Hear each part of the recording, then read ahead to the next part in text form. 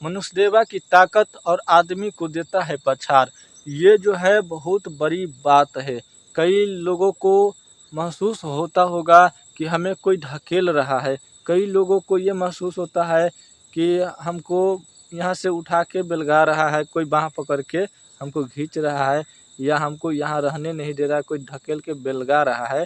तो ये सब जो है होता है, व्यक्ति को अनुभव होता है। जो व्यक्ति कहता है ना कि हम देवी देवता को नहीं मानते हैं और भूत प्रेत कुछ होता नहीं है, ऐसा कोई अदृश्य शक्ति नहीं होता कि वह हमें परेशान कर सके, तो आप लोगों को क्या पता, जिसको होता है उसे ही पता होता है कि शक्ति है कि नहीं है।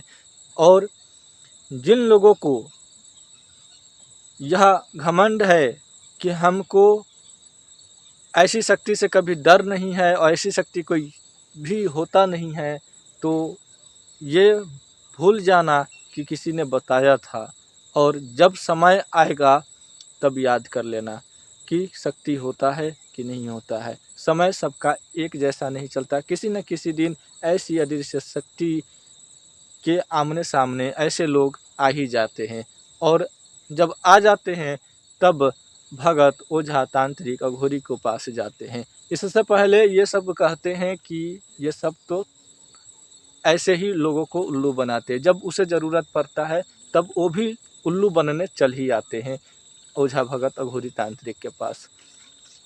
और हम बात कर रहे थे कि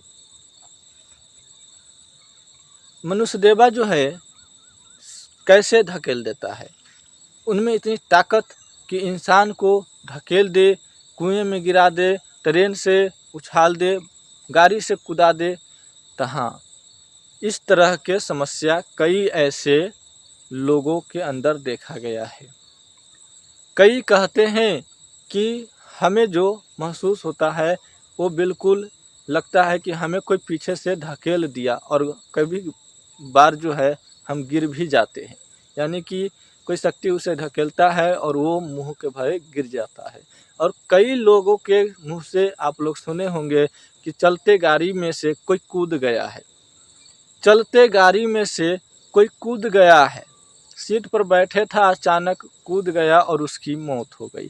तो यह भी जो है मनुष्यदेवा कर सकता है, क्योंकि चलते गाड़ी में से कूदाना और ऑटोमेटिक गिर जाना और उसे लगना कि हमें कोई ढकेला है, तो ये मनुष्यदेवा ही होता है।